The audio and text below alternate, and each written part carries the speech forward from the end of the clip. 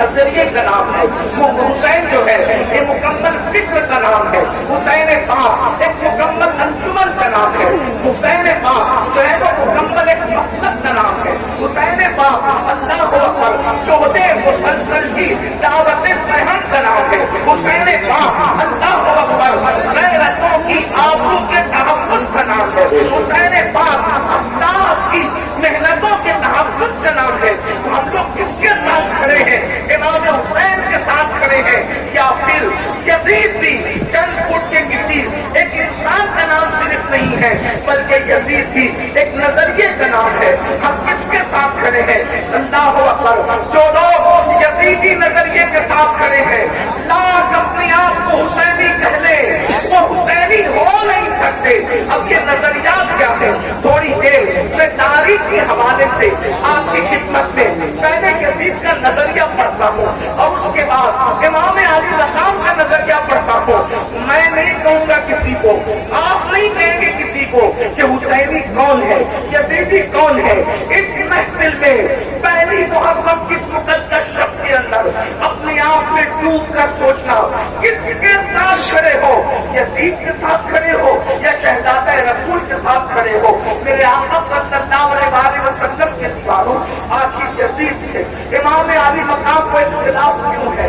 امام اس میں اختلاف کیوں کرتے ہیں؟ اس کی وجہ یہ ہے کہ یزید جو ہے وہ دین یعنی جس میں صرف نماز ہو، اور وہ بھی نماز صرف نام کو نماز ہو، روزے صرف نام کو ہو، حج صرف نام کا ہو، زکات صرف نام کی ہو، صدقات و خیرات صرف نام کی ہو، یعنی چند ٹوپیاں داڑیاں بتائی کے دیکھنے کی چیز ہو۔ یزید جو ہے اس مذہب سے، اس دین سے بتائی کوئی اختلاف نہیں کرتا تھا، وہ روح دین کو مٹانا چاہتا تھا، مذہب کی روح کو مٹانا چاہتا تھا، مذہب کی اصل کو مٹانا چاہتا تھا۔ آپ کہیں گے مذہب کی اصل کیا ہے؟ نمبر ایک، سب سے پہلی مذہب کی اصل یہ ہے کہ رسول اللہ صلی اللہ علیہ وسلم سے محبت اپنی جان سے زیادہ کی جائے، اپنے مال سے زیادہ کی جائے، اپنے وطن سے زیادہ کی جائے۔ سب سے پہلی اساس مذہب کی یہ ہے۔ ایک بار نے کہا تھا یہ فاتکش، یہ موت سے ڈرتا نہیں ذرا، روح محمد اس کے بدن سے نکال دو، فکر عرب کو دے کے فرنگی تخیلات، اسلام کو ہٹا دو، یمن سے نکال دو۔ وہ رسول اللہ کی عقیدتیں، وہ رسول اللہ کی محبتیں، وہ رسول اللہ کا پیار۔ اللہ اکبر، نبی کا نام تو لیا جائے لیکن احترام وہ نہ ہو جو صدیق اکبر کے قلبوں میں تھا، جو فاروق اعظم کے دل میں تھا، جو عثمان غنی کے دل میں تھا، جو مولا علی کے دل میں تھا، جو سعد، سعید، طلحہ، زبیر، ابو عبیدہ ابن الجراح، بلال حبشی، ابو ہریرہ، خالد ابن ولید کے دل میں تھا۔ اللہ اکبر، یعنی کہ حضور علیہ السلام کی شخصیت ایک عام انسان کی طرح رہ جائے۔ میں جتنے حوالے آپ کے سامنے جتنی باتیں کر رہا ہوں انشاءاللہ اس کے حوالے یقیناً میں آپ کو دینے کے حوالے سے تیار ہوں، لیکن آپ تھوڑا سا اس کو پہلے سماعت کر لیں۔ اللہ اکبر، اس کے بعد یزید کا انداز یہ تھا، اللہ مسلمان اور کافر کے درمیان فرق کرنے والی چیز نماز ہے۔ صحابہ یہی کہتے رہے کہ ہم رسول اللہ کے ظاہری دور میں مسلمان اور کافر کے درمیان جو فرق کرتے تھے وہ نماز کی وجہ سے کرتے تھے، اور وہاں یزید کا حال یہ تھا۔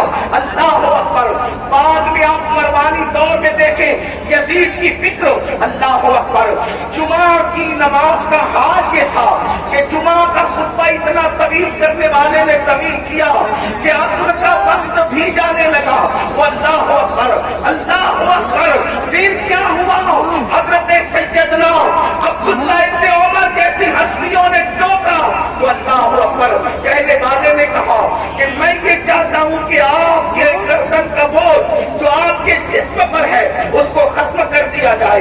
میرے آقا علیہ الصلوۃ والتسلیم کے پیارے دیوانوں، اسی طریقے سے آپ دیکھیں یعنی کہ دین بدلنا، دین کا نام لے کر دین بدلنا، وہ دین جس میں نماز نہ ہو یعنی روح نماز، وہ دین جس کے اندر اللہ اکبر نشے کی مکمل طور پر کوئی رکاوٹ نہ ہو بلکہ نشہ کیا جاتا ہو۔ بلکہ یزید کے بارے میں حافظ ابن کثیر یہاں تک لکھتے ہیں کہ یزید اس نشیڑی کا اور نشہ کرنے والے کا نام ہے کہ جس نے سفر حج میں بھی شراب پینا بند نہیں کیا، اس نے سفر حج नहीं, संभल वालों और गिरद नवाज से आने वालों, आपसे पूछना चाहता हूँ, हमारे हिंदुस्तान का कितना भी बिगड़ा हुआ आदमी अगर हज के लिए जाए तो कम से कम वो सफरे हज में शराब नहीं पीता।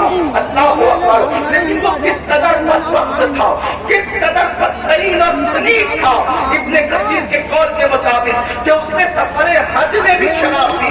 और बात और रही में तो यहाँ तक उसके बारे में कहा है कि उसके अशआर कहे, अगर मौरखी में इंसाफ से काम लिया है तो मैं अहले इल्म की तवज्जो चाहता हूँ, मैं सिर्फ नापी की हैसियत से इसको बयान करता हूँ।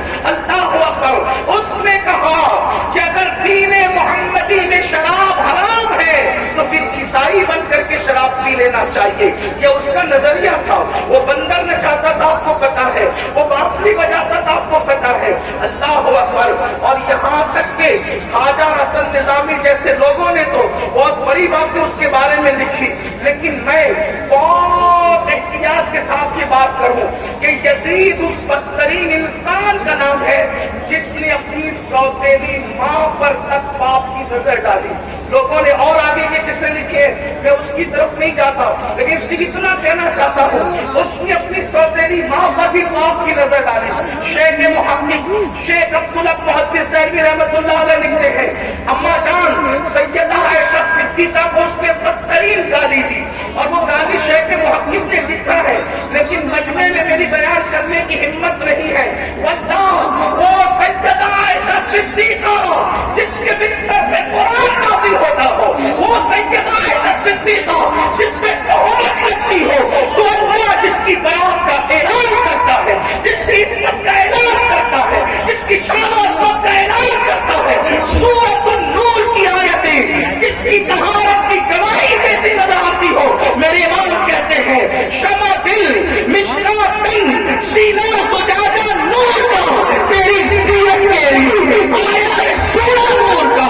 अल्लाह अकबर। वो इतनी गंदी गाली दी है, उसका जिक्र नहीं किया जा सकता। ये यजीद था।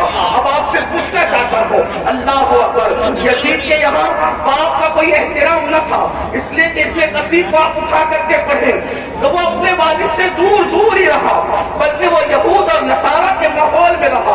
कुत्तों से मोहब्बत करना, बंदरों से मोहब्बत करना, बांसुरी का मामला, ये सारी चीजें। और फिर उसके बाद उसके अक्सर दोस्त जो थे वो यहूद और नसारा थे, मेरे आका अलैहिस्सलाम के प्यारे दीवारों।